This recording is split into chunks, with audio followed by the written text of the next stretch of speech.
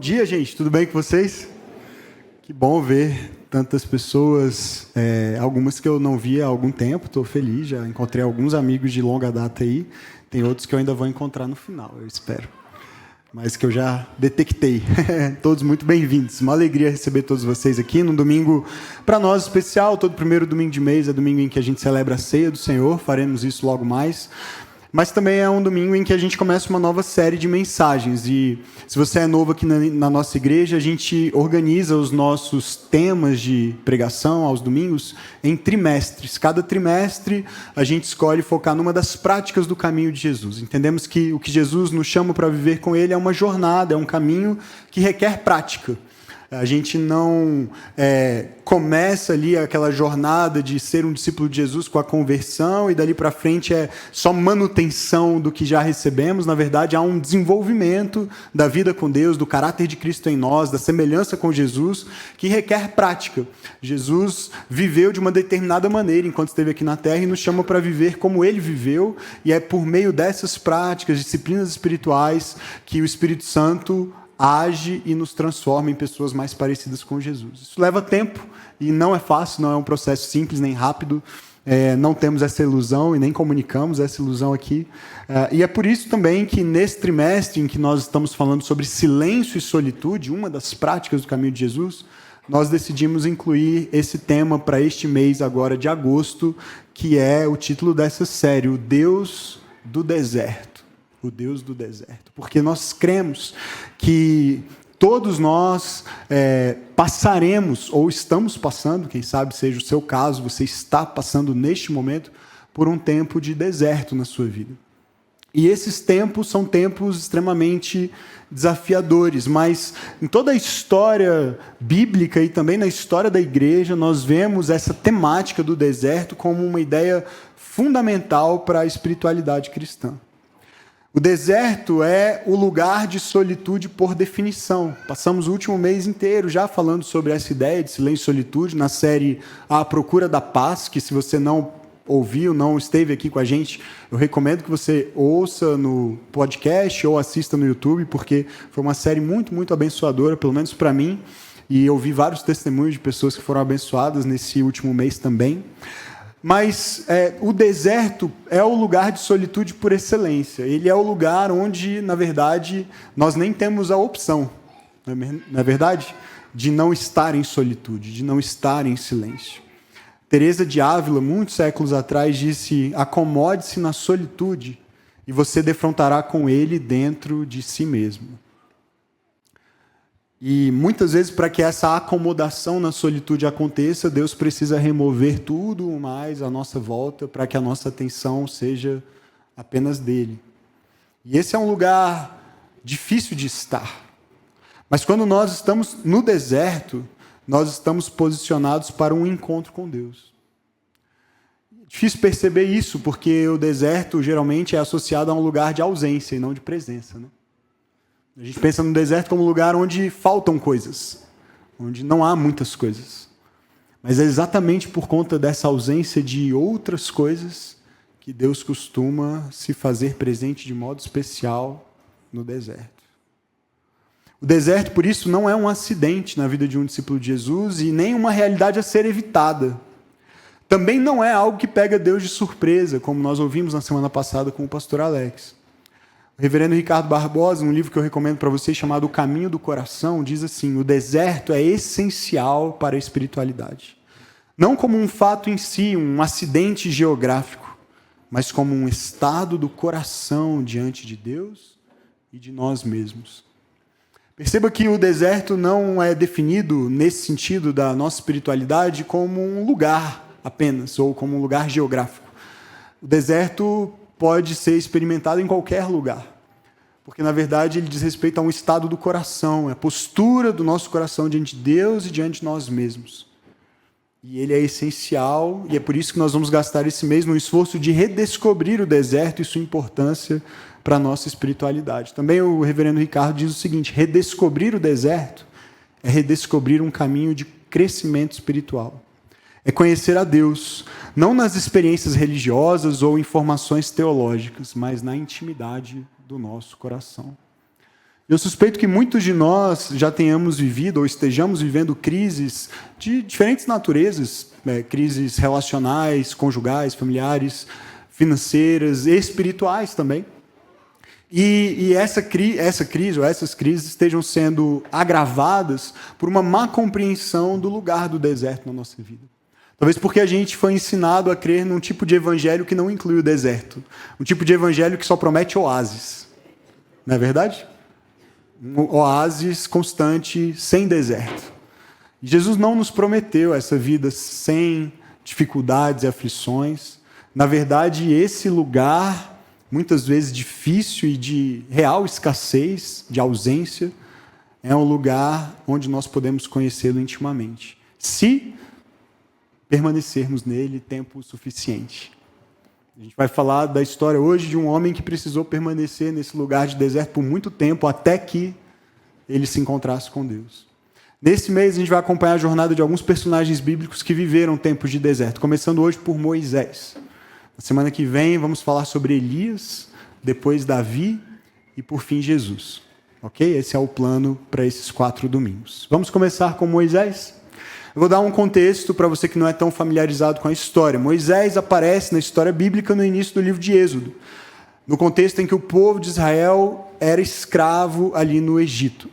Eles haviam ido para o Egito originalmente por meio de José, um dos filhos de Jacó, num contexto favorável inicialmente, porque José, talvez você conheça a história, se não conhece, a gente não tem tempo de recapitular toda ela hoje, mas em resumo, ele vai para o Egito como escravo, vendido pelos próprios irmãos, mas lá, por uma série de eventos improváveis e debaixo da soberania de Deus e da providência de Deus, ele acaba se tornando o segundo homem mais importante do Egito, o governador do Egito. E ele traz, então, seu pai Jacó e seus irmãos para viverem ali, mas muito tempo se passa e toda aquela geração morre, inclusive o próprio faraó, e séculos depois, com todo o crescimento numérico do povo hebreu, eles passaram a ser vistos como uma ameaça.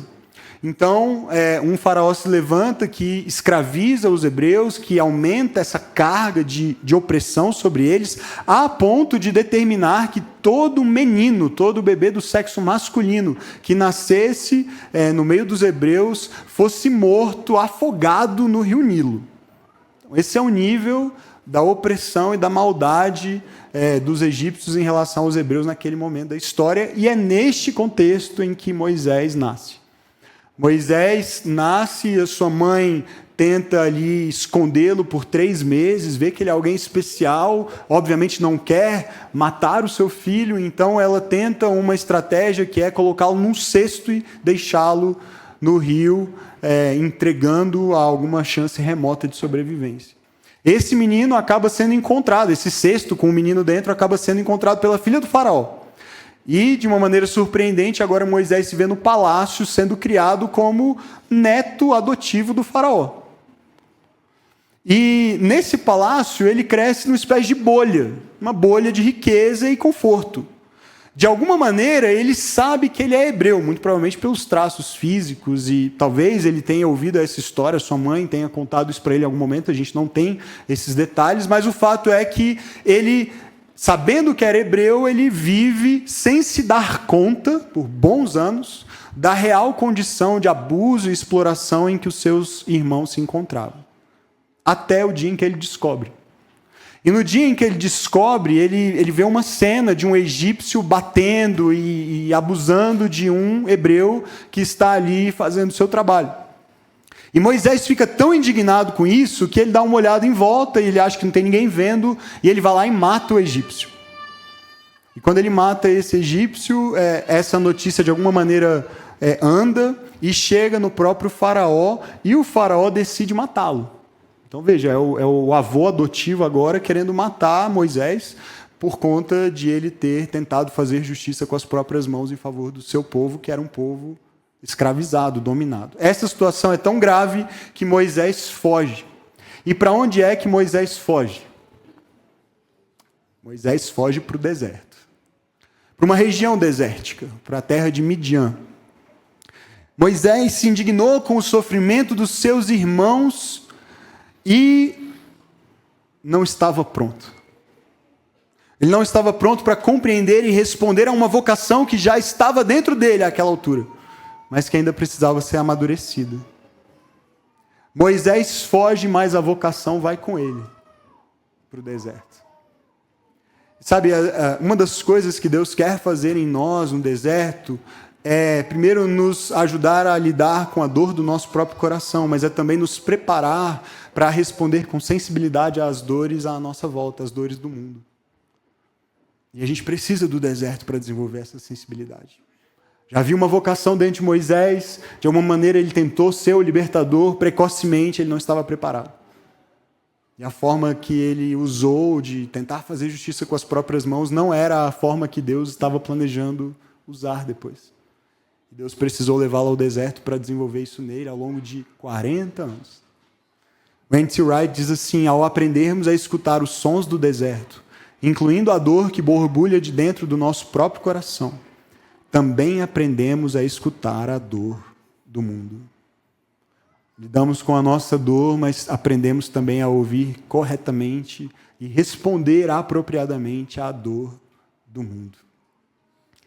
Moisés, então, era alguém com muita dor no coração, de abandono, de rejeição, de solidão. E ele precisava ser tratado diante de Deus, e isso vai levar bastante tempo, até que ele esteja pronto para responder também, não só a sua própria dor, mas a dor do seu povo. Moisés foge para o deserto sem saber que é lá no deserto que ele irá se deparar com a verdadeira batalha pela sua vocação. O pastor Timothy Keller diz assim: veja bem, o deserto não é apenas um desvio fortuito para os problemas. Ele é um campo de batalha. A gente não foge para o deserto para fugir dos problemas. Às vezes a gente até imagina que é possível mudar de lugar, ir para um lugar distante, se isolar das pessoas.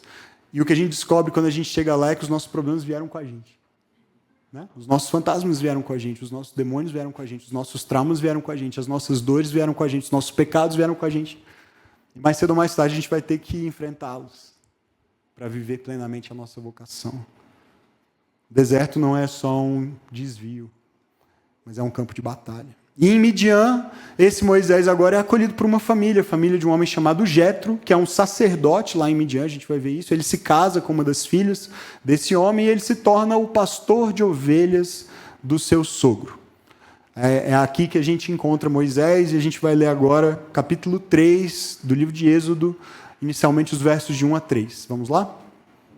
Diz assim: Moisés pastoreava o rebanho do seu sogro Jetro, que era sacerdote de Midian. Um dia, levou o rebanho para o outro lado do deserto. Fico imaginando o que tinha do primeiro lado, que era tão ruim que ele foi para o outro. Né? Acho que era deserto do mesmo jeito. Né? Tinha deserto de um lado, deserto do outro, mas ele foi para o outro lado.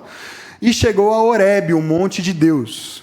Ali o anjo do Senhor lhe apareceu numa chama de fogo que saía do meio de uma sarça.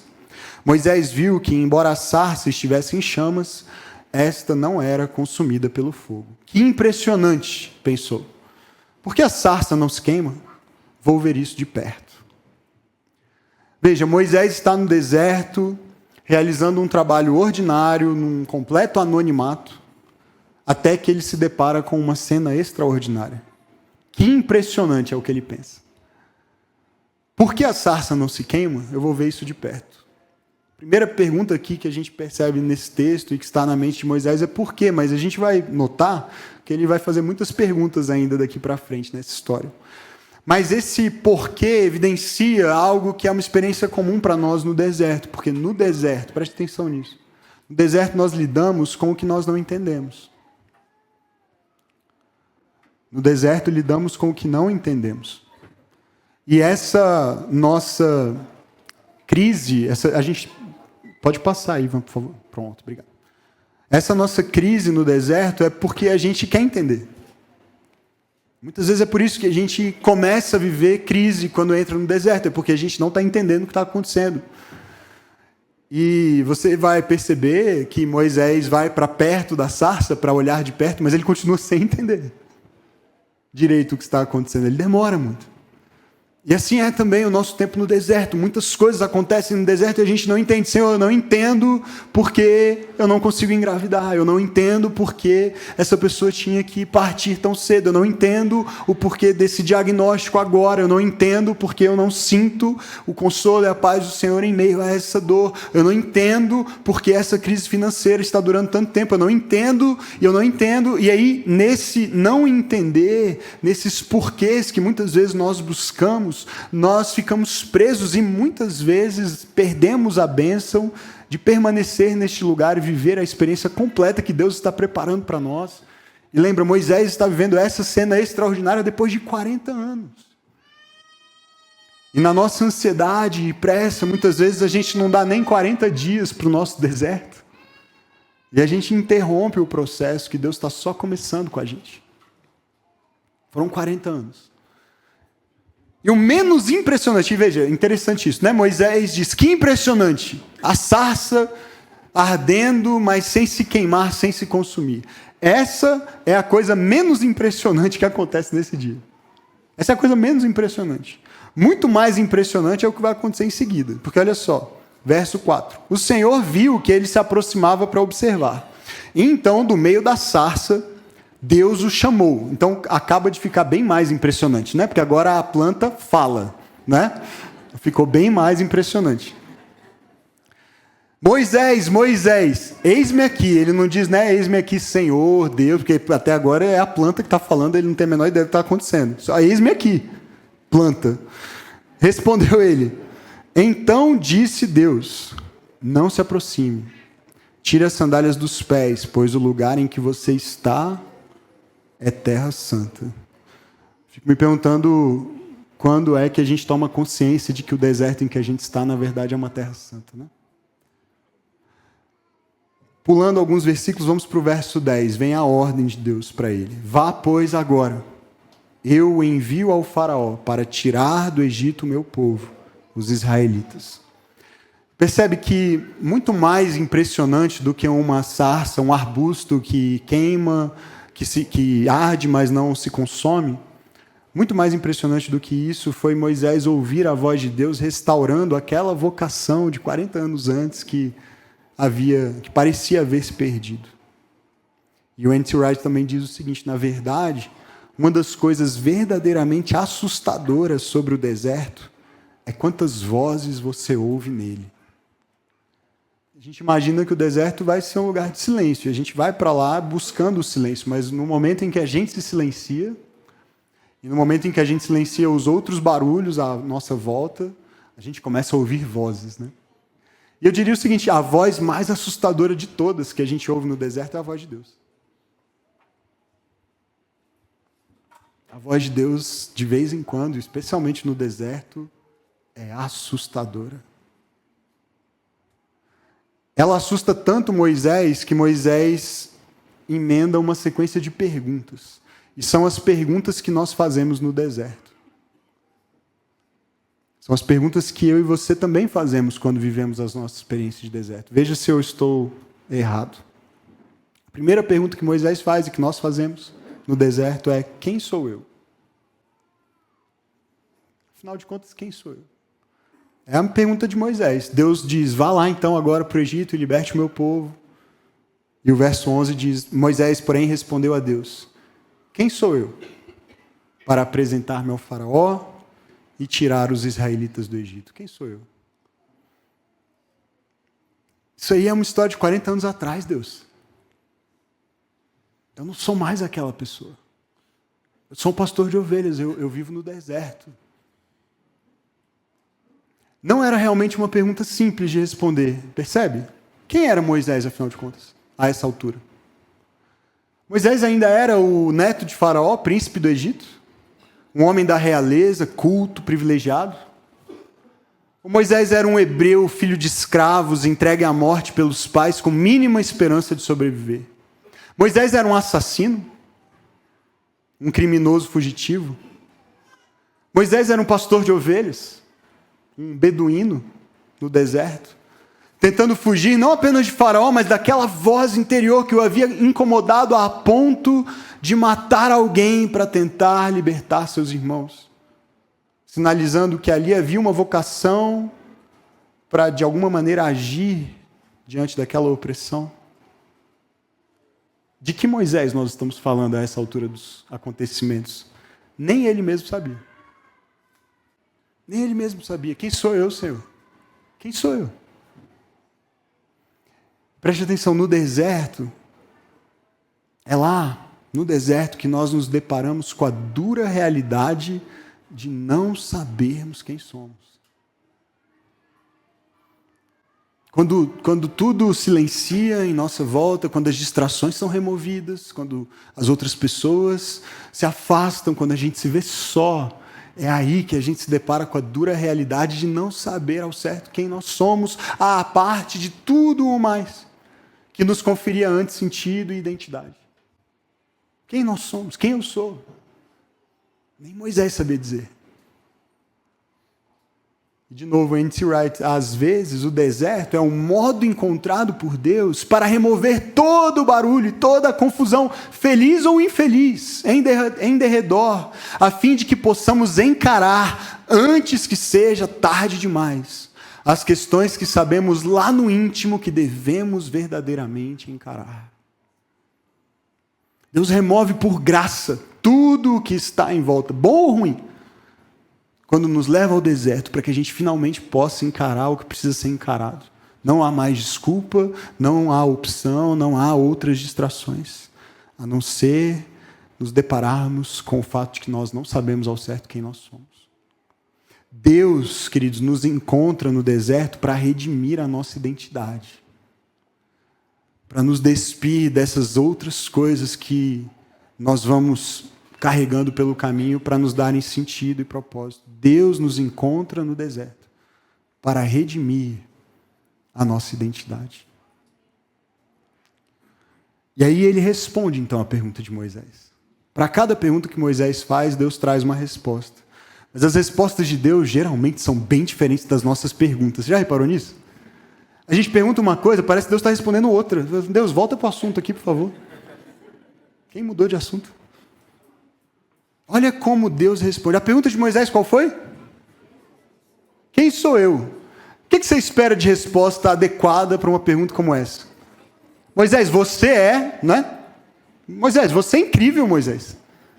Você acha que foi por acaso que eu te fiz crescer no palácio do faraó? Você é um homem culto, conhecedor das ciências e da religião e da cultura do Egito. Você é a pessoa certa para essa função. Moisés, você é demais.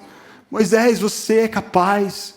Sabe, encher a bola de Moisés seria uma boa resposta. A gente pensa, né? Quem sou eu? Senhor, dá umas palavras de afirmação aqui, né? É a linguagem do amor, de amor de muitos, né? Precisa de palavras de afirmação, Deus. Mas Deus não responde à pergunta de Moisés assim. A pergunta de Moisés é: quem sou eu? E o verso 12 é a resposta. Deus afirmou: eu estarei com você.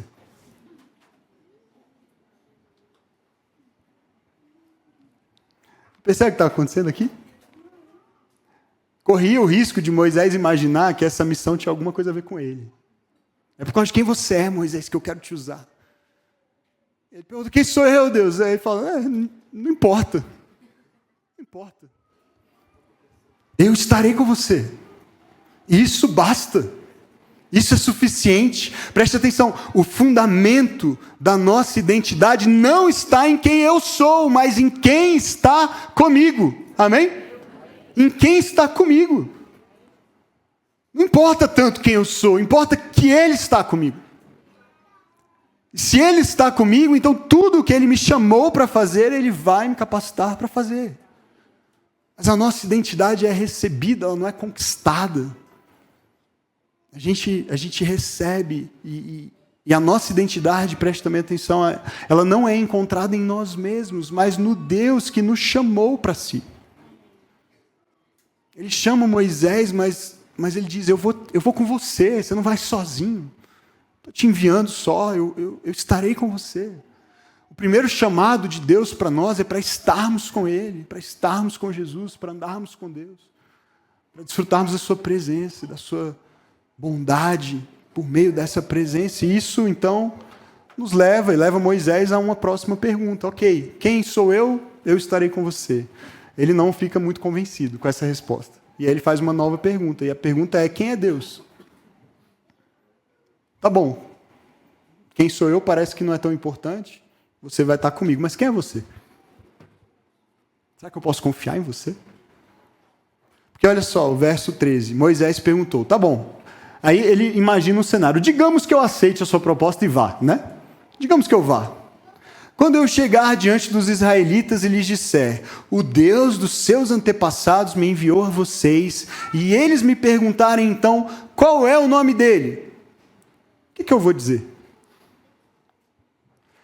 Veja que interessante, gente. Além de não saber quem ele mesmo era, Moisés também não sabia quem Deus era. E isso é, de certa maneira, compreensível. Porque lembra, Moisés cresceu distante dos seus pais e do seu próprio povo. Primeiro no Egito e depois uma outra terra estranha, terra de Midian, uma terra onde outros deuses eram adorados, inclusive o seu sogro é sacerdote em Midian. A essa altura é provável que Moisés adorasse e participasse de adoração a outros deuses. Ele não conhecia o Deus de Israel ainda.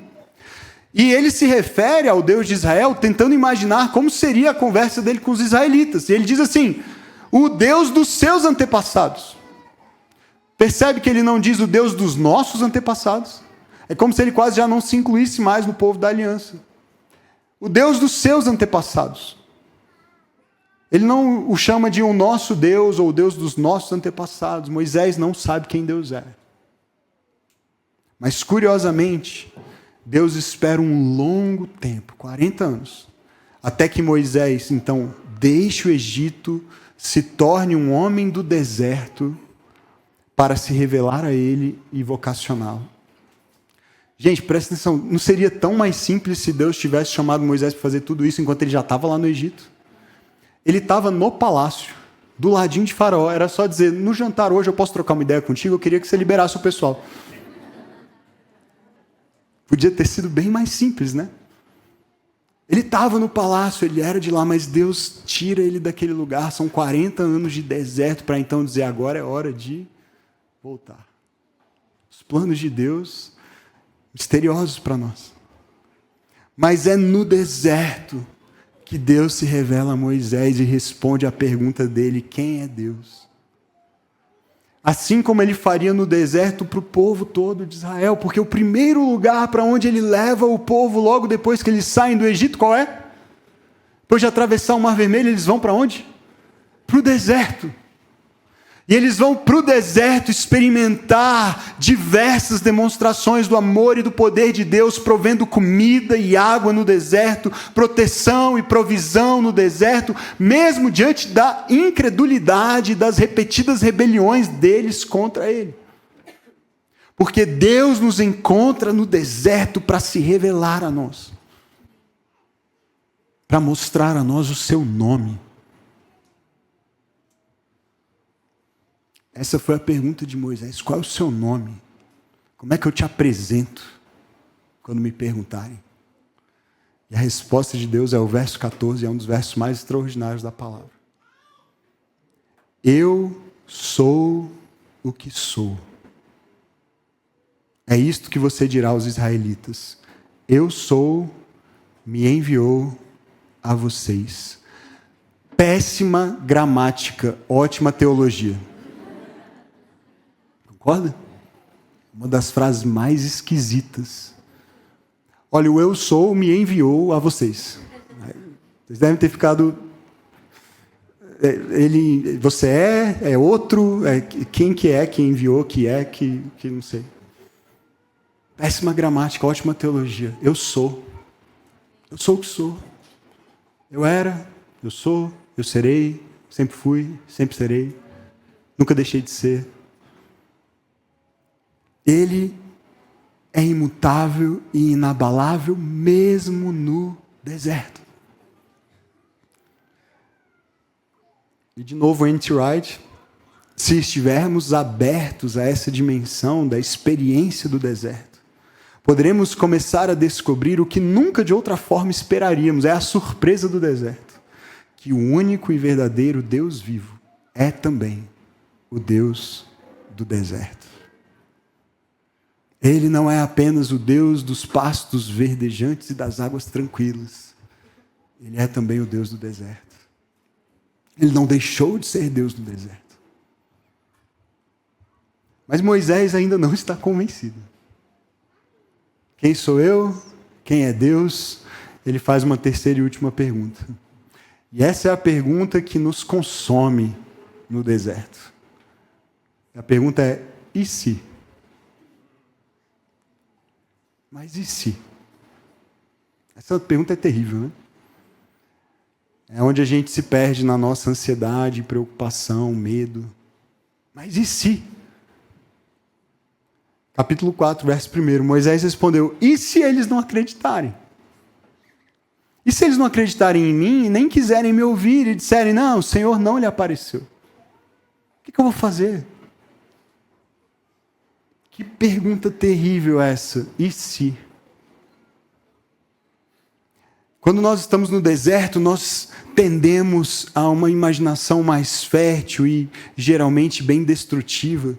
Nós começamos a imaginar diversos cenários hipotéticos que talvez nunca vão se concretizar, mas que nos levam a sofrer antecipadamente. E que ainda que se concretizassem, não seriam capazes de inviabilizar os propósitos do Deus do deserto. Do eu sou. Então, como é que nós podemos lidar com essa nossa inclinação para perguntar: e se? E se? A resposta que Deus dá aqui para Moisés é levá-lo a perceber o que ele já tinha nas mãos. Porque a razão de muitas vezes nós ficarmos presos na pergunta e se, é porque a gente pensa assim: vai faltar alguma coisa. E se isso faltar? E se faltar dinheiro? E se faltarem os filhos? E se faltar a companhia? E se o meu casamento falhar? E se a minha carreira falhar? E se a minha fé falhar? E aí a gente vai pensando no que vai nos faltar, como se Deus não fosse capaz de prover novamente e novamente tudo aquilo que a gente realmente precisa. Então Deus, ao invés de dizer para Moisés o que ele vai ter, ele mostra para Moisés o que ele já tem, como uma forma de tirá-lo dessa preocupação e trazê-lo de volta para este lugar, para este momento, para esse encontro. Ele diz, verso 2, e essa é a resposta dele a uma outra pergunta: que é isso em sua mão, Moisés? O que você já tem, Moisés, na sua mão? Ao invés de você ficar preocupado, e se isso acontecer? E se eles não acreditarem? Olha para o que você já tem. E o que Moisés tinha na mão? Tinha uma vara, um pedaço de madeira. Ele era pastor, ele usava isso para o seu trabalho. Era, no momento, a sua vocação, o seu ofício, pastor de ovelhas. O que você tem nas mãos, Moisés? Uma vara.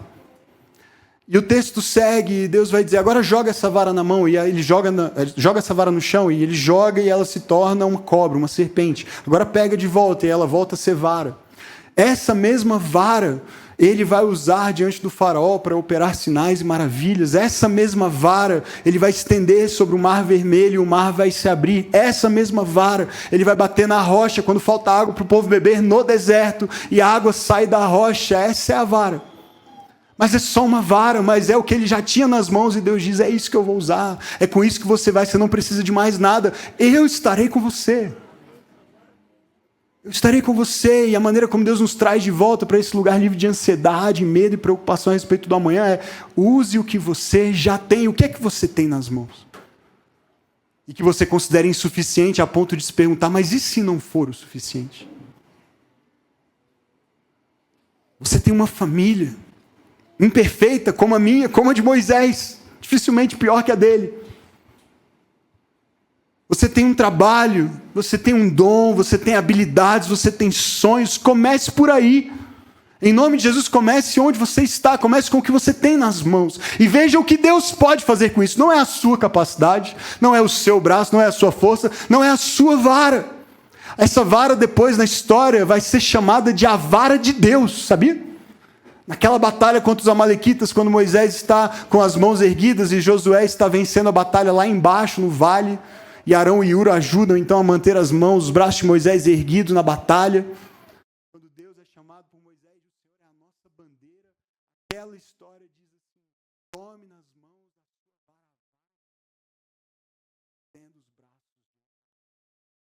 essa vara era só a vara de Moisés. Pegue o que você já tem nas mãos. Veja o que Deus pode fazer. Pergunta quem eu sou.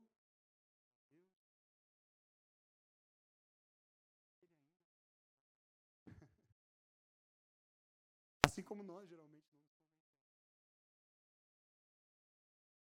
Então agora ele para de perguntar, ele começa a fazer declarações. A gente vai ficando mais ousado. Né? Deus, ok, você tem resposta para tudo, não só as respostas que eu queria ouvir. Parar de perguntar, eu vou declarar coisas, vou fazer afirmações. São as afirmações que a gente faz no deserto.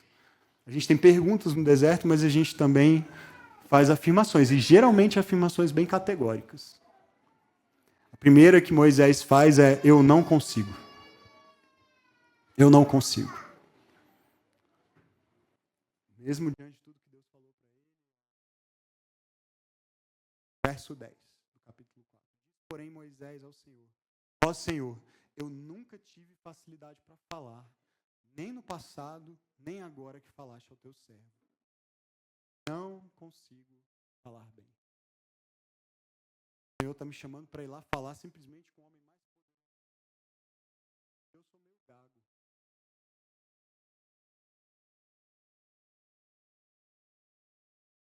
Veja agora o que está acontecendo aqui. Esse é mais um passo da nossa jornada e peregrinação pelo deserto.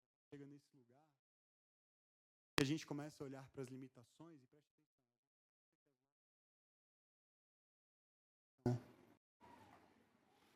A gente pensa que a limitação limita a missão.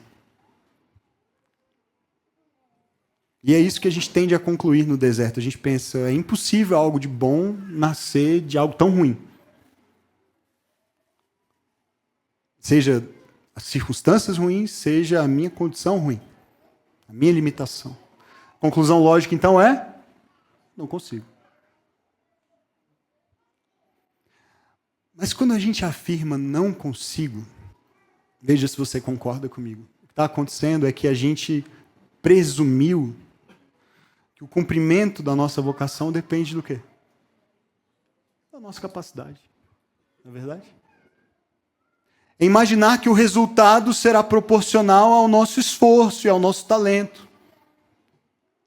No fim das contas, é imaginar que quem está no controle somos nós e não Deus. Que as nossas limitações limitam. Esse é o limite. E aí Deus dá uma resposta agora para Moisés difícil, sincera, no verso 11. Moisés, deixa eu te perguntar uma coisa. Quem deu boca ao homem? Quem o fez surdo ou mudo? Quem lhe concede vista ou o torna cego? Não sou eu, o Senhor? Mas apesar de confrontar duramente Moisés, o verso 12 é a repetição de uma promessa que ele já havia feito no capítulo 3, também no verso 12. Agora, pois, vá. Eu estarei com você, ensinando-lhe o que dizer. O problema é o que você vai dizer, eu vou dizer o que você vai dizer. Eu estarei com você. Quando você se perguntou quem você era, eu disse, eu estarei com você. Quando você agora diz, eu não consigo, eu estarei com você. Em todo o tempo, em toda a nossa dúvida, em todos os nossos medos, em todas as nossas preocupações, e até o momento em que a gente conclui, eu não sou capaz, Deus está reafirmando, mas eu estarei com você. Eu estarei com você. Ele repete o que já havia dito no capítulo antes, para mostrar novamente que essa obra não dependia de Moisés, muito menos da sua eloquência. Já imaginou?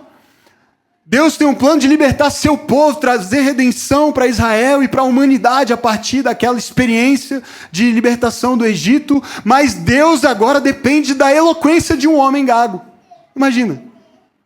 É mesmo, Moisés? Puxa, eu não calculei isso. Não vai dar certo, né? Que pena, o plano vai se frustrar. Percebe? A gente acha ridículo quando diz respeito a Moisés, mas é o que a gente faz. A gente olha para a nossa vida e para os desafios que Deus coloca diante de nós e a gente diz, eu não consigo. E Deus está dizendo, mas não é sobre você. Eu não preciso que você consiga. Na verdade, se você conseguir, me atrapalha. O pessoal vai achar que foi você que fez. Vai dar problema, vai dar confusão. É melhor que você não consiga, na verdade é indispensável, porque a glória será toda minha. Você não consegue, e isso é um pré-requisito. O povo é dele e é ele quem irá libertá-lo e conduzi-lo até que a promessa feita a Abraão, Isaque e Jacó seja cumprida. Mas o nosso Moisés, pessoal, ele é cabeça dura. E ele ainda assim não se convence. E há uma última afirmação e a gente caminha aqui para o fim da nossa conversa hoje. Depois de dizer eu não consigo, ele finalmente diz assim: Senhor, vamos fazer o seguinte? Envia outro. O Senhor já tentou me convencer demais. Envia outro, é mais fácil. Vai ser melhor para o Senhor, para mim, todo mundo. Verso 13. Respondeu-lhe, porém, Moisés: Ah, Senhor. Aí ele não tem nem mais argumento, né? Ele não dá nenhuma razão. Ele só diz assim: peço de que envies outra pessoa. Deixa eu ser bem sincero, Deus. Vamos mexer com isso não. Faz 40 anos. Faz 40 anos. O Senhor perdeu o seu timing. Eu tentei lá atrás. Naquela época faria sentido. Hoje não faz mais. Hoje eu sou só um homem do deserto. Hoje eu sou só um pastor de ovelhas. Hoje eu sou um pastor de ovelhas gago. Vai piorando, né? Não faz sentido. Manda outro. Queridos, aqui a coisa fica bem séria. A gente está brincando um pouquinho, mas aqui o negócio fica bem sério. Porque no deserto, nós desistimos. E, infelizmente, muitos de nós ou já desistiram ou estão prestes a desistir no deserto. Depois da gente questionar, mas quem eu sou? Mas quem é Deus? E concluir, não consigo, a gente diz, envia outro. Isso não é para mim. Porque o deserto nos leva ao limite e, na verdade, às vezes, é o que parece já ser além do limite do que a gente é capaz de suportar. E para muitos, o tempo no deserto se torna o tempo de desistir. Seja de um sonho que agora já parece inalcançável, seja de um casamento que agora parece incorrigível, seja de uma vocação para a qual agora a gente se sente indigno e inapto.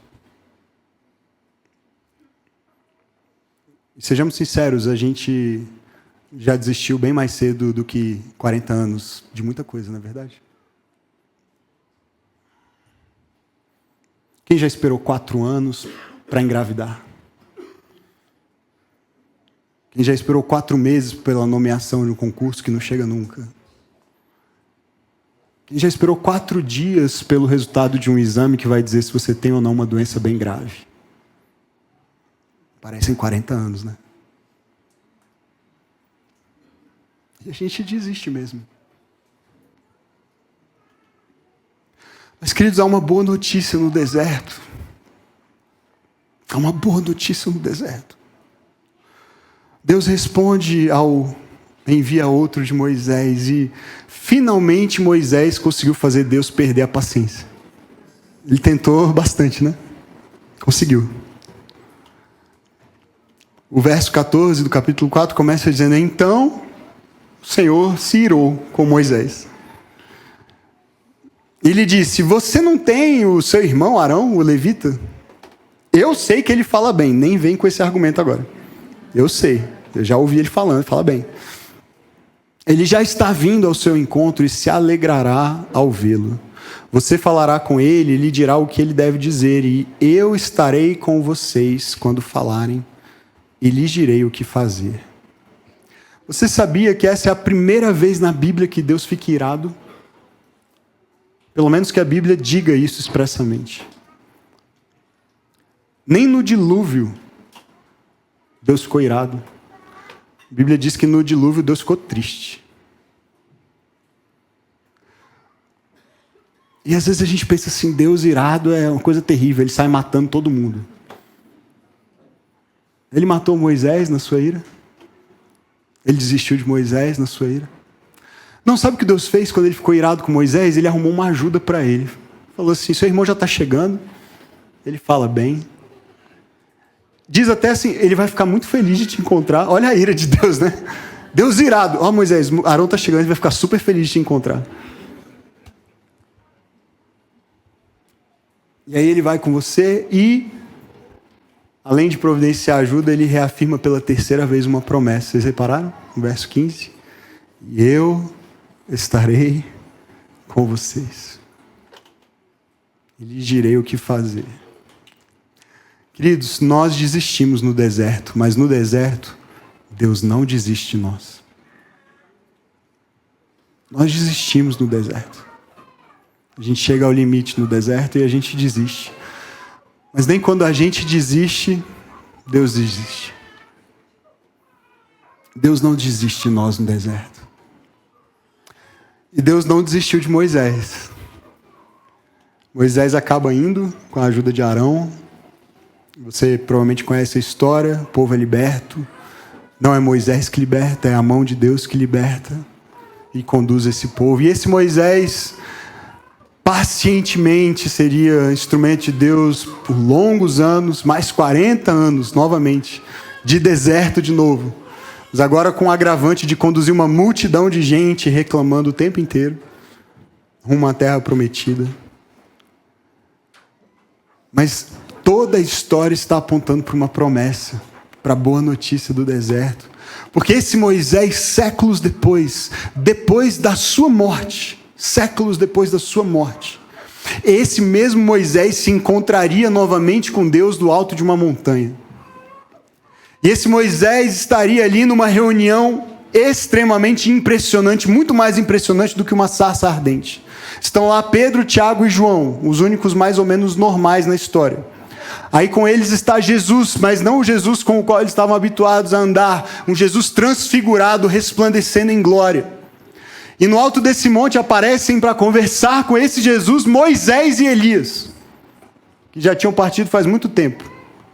E agora tem essa reunião acontecendo e Pedro fica tão impressionado, porque existem coisas no deserto que a gente não entende, que ele se oferece para fazer 3 barracas, 3 tendas. Senhor, vamos fazer um negócio, está muito bom aqui, eu vou armar 3 tendas, 3 tabernáculos, um para Moisés, um para Elias, outro para o Senhor, e a gente vai ficar aqui, e a gente não entende o que está acontecendo no deserto, mas tem algo extraordinário acontecendo, a ponto de uma voz vir do céu para dizer: este é o meu filho amado, ouçam a ele.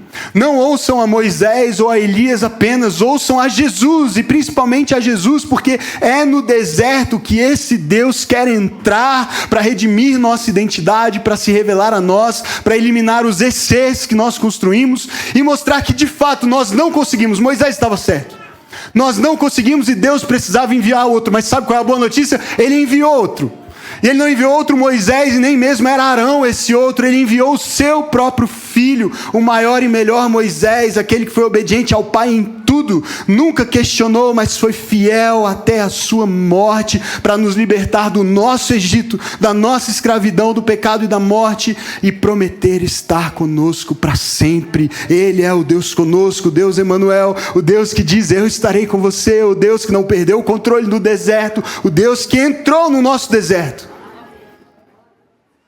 Não para que a gente faça uma barraca e fique lá com ele para sempre no deserto, mas para se revelar a nós e nos tirar do deserto e nos levar a uma terra boa, a um lugar de descanso, a um lugar de abundância, desde que a gente aceite passar por ele pelo deserto.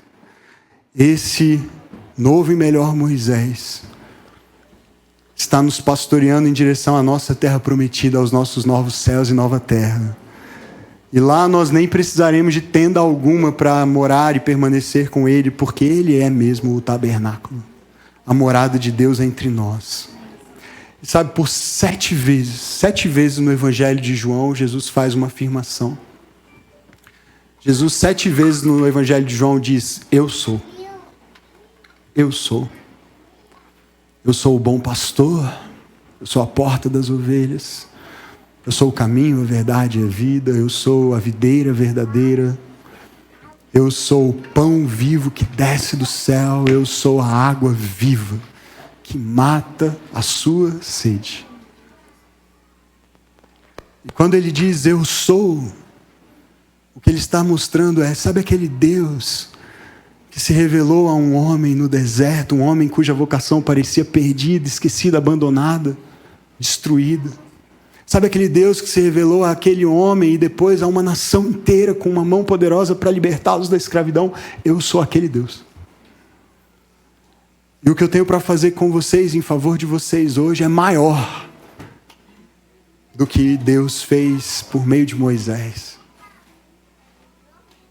E quando a gente se depara com essa realidade, quem Jesus é, o eu sou, a gente descobre uma coisa incrível. E é muito oportuno que a gente vá celebrar a ceia do Senhor hoje. É que Jesus é o Deus do deserto. Jesus é o Deus do deserto.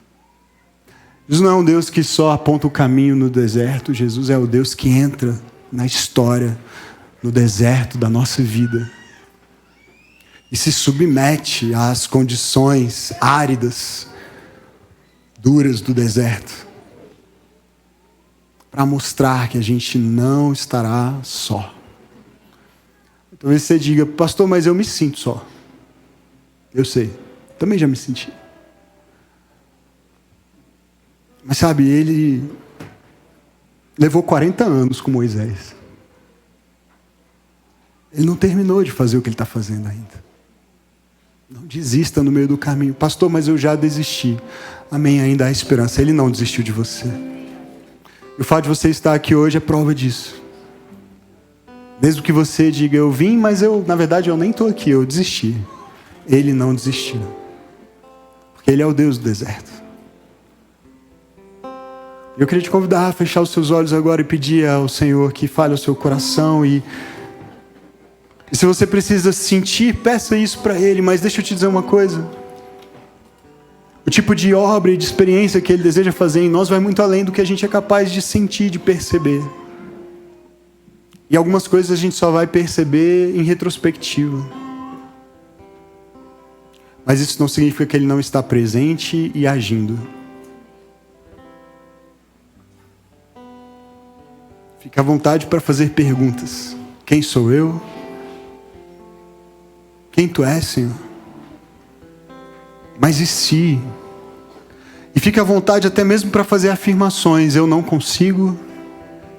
Isso é para outro, não é para mim. Na sua ira, Deus não dizimou Moisés por causa das suas perguntas. Deus ofereceu ajuda e Deus reafirmou a promessa. Eu estarei com você.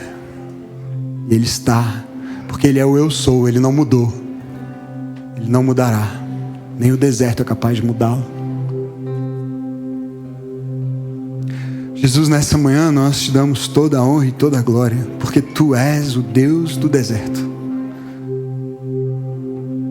Não há deserto seco demais, grande demais, difícil demais, solitário demais, que o Senhor não tenha poder para entrar e nos proteger, nos sustentar e até nos tirar dali.